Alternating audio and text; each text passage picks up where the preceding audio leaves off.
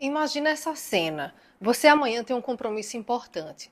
Você deita para dormir e fica lutando, se forçando para dormir logo, afinal amanhã você precisa acordar revigorado.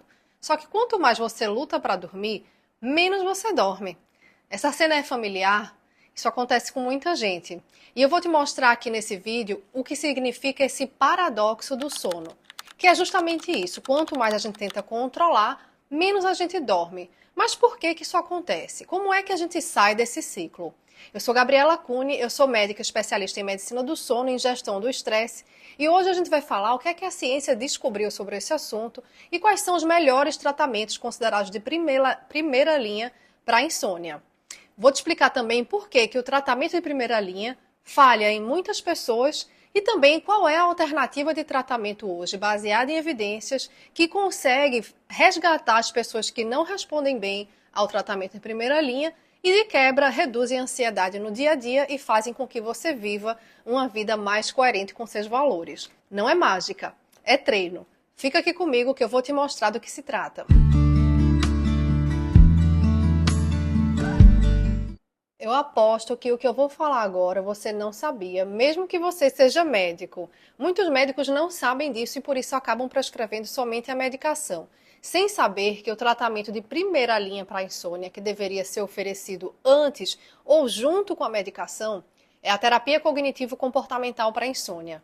Essa terapia aparece em todos os guidelines, todos os consensos médicos para tratamento da insônia. Infelizmente, é pouco falada porque se diz um tratamento caro, que precisa de especialistas que sejam bem estudados nessa área, mas eu estou aqui para tornar isso mais acessível.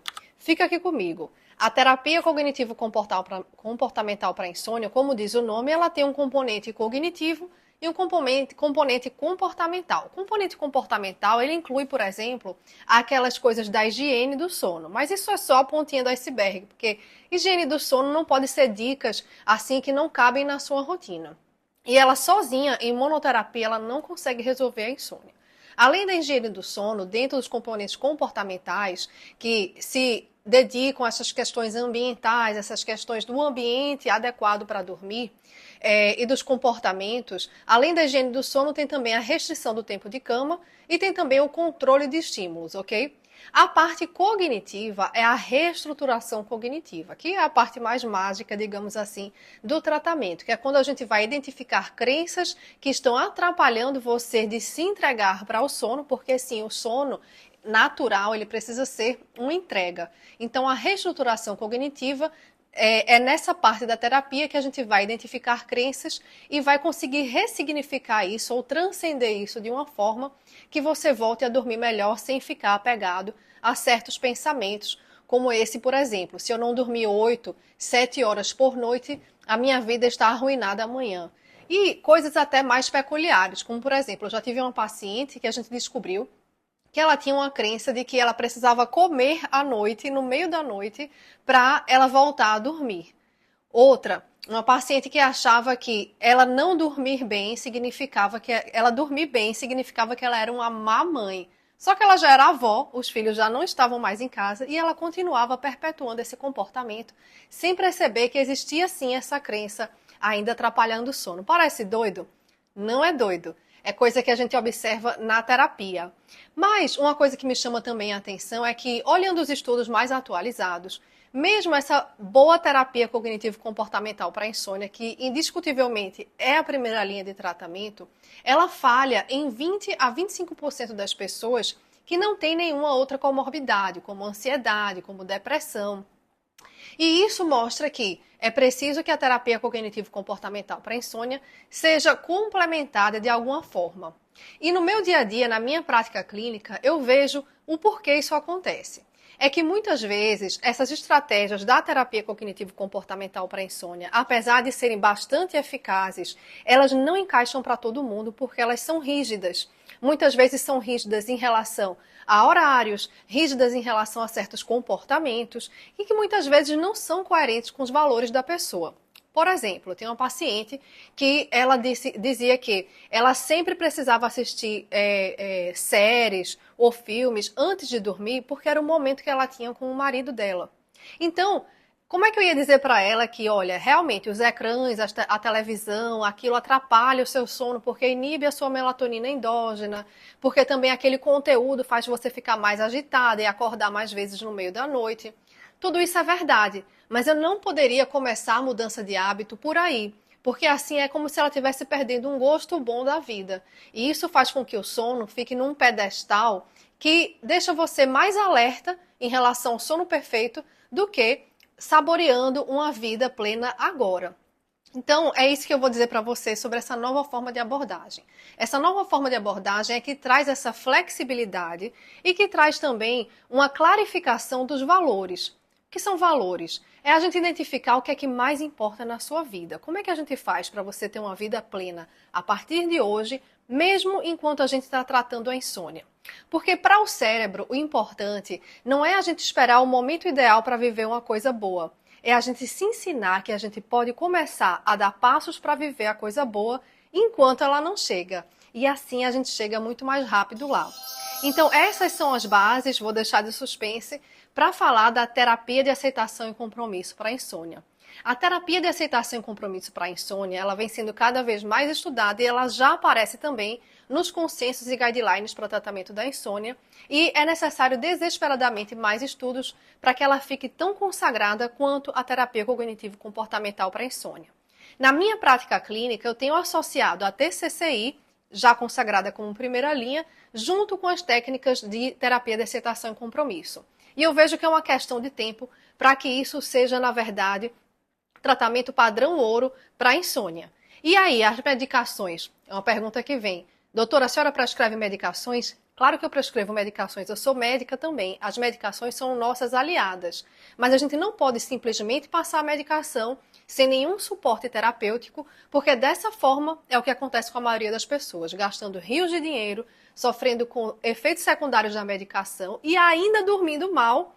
E por quê? Porque não teve um acompanhamento de perto, porque simplesmente foi prescrita uma medicação para dormir e a pessoa fica ali dependente para o resto da vida. Esse não é o tratamento responsável e esse não é o tratamento de um médico especialista do sono. Então, estou aqui para desmistificar isso e para mostrar para você que tem saída. Então, eu quero aqui, na verdade, trazer essa virada do paradigma, tá? As terapias de terceira onda, principalmente a terapia de aceitação e compromisso, elas são a grande cartada para o tratamento da insônia. Se você está me assistindo, é profissional de saúde ou terapeuta, saiba que você precisa entender pelo menos como questionar o seu paciente sobre o sono e como pelo menos começar a ajudar ele. E é possível fazer isso através dessas estratégias da terapia de aceitação e compromisso. E se você não é profissional de saúde, mas está aqui em busca de estratégias para que você volte a dormir melhor de um jeito natural e quem sabe até consultar o seu médico para fazer uma desprescrição da medicação, fica aqui comigo porque no próximo vídeo eu vou explicar mais sobre essa tal terapia de aceitação e compromisso para a insônia e como isso é transformador na vida dos meus pacientes, das pessoas que assistem às minhas palestras, e eu quero que seja também um divisor de águas para você. E antes de terminar esse vídeo aqui, eu quero deixar já uma proposta prática para você experimentar hoje. Se você sofre com essa luta para dormir quando está na cama, uma orientação básica da TCCI é que se você percebe que já passou mais ou menos 15 minutos na cama e você está ali lutando para dormir, a orientação é que você saia da cama e vá fazer uma atividade relaxante. Olha só, fazer uma atividade relaxante. Não é ficar no celular, não é ficar se estimulando. E só voltar para a cama quando se sentir sonolento. Agora, convenhamos, isso não cabe para todo mundo, principalmente quem vive em locais muito frios e que fica ali com aquela preguiça de sair da cama. Eu até oriento muitas vezes, constrói um ninho, um local de acolhimento, para você desassociar a cama, a luta para dormir. E vai lá para o teu ninho se você percebeu que você começou a lutar para dormir. É uma forma de quebrar esse ciclo. Só que ainda assim tem muita gente que vai ter dificuldade com isso.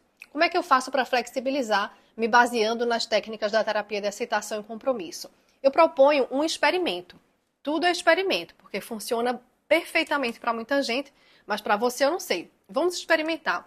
É a prática da cama suficiente. Você vai continuar na cama, ok? Mas para quebrar o ciclo da luta para dormir, em vez de engajar nesses pensamentos de eu já devia estar dormindo, só faltam tantas horas, amanhã meu dia vai ser terrível, e por aí vai, em vez de ficar alimentando esses pensamentos, você observa esses pensamentos, entende que isso é seu cérebro tentando te proteger, e isso é normal, e diz para esses pensamentos: oi, obrigado, tchau. E coloca a tua atenção nos sentidos do corpo, usufruindo daquele momento de descanso.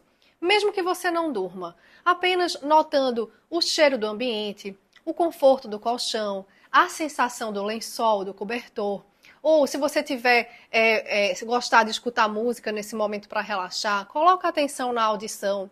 Os pensamentos vão continuar vindo, mas você começa a treinar, a olhar para esse pensamento e não alimentá-lo.